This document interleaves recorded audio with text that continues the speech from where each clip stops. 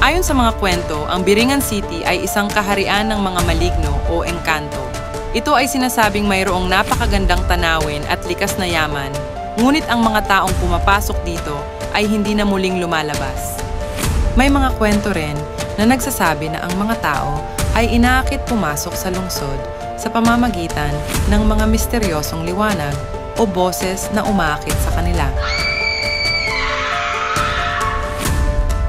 May ilang mga kwento ng mga taong nagsasabing sila ay nakaranas ng mga hindi pangkaraniwang pangyayari sa mga lugar malapit sa Biringan City, tulad ng pagkawala ng oras, mga di kilalang nilalang, at iba pang mga kababalaghan.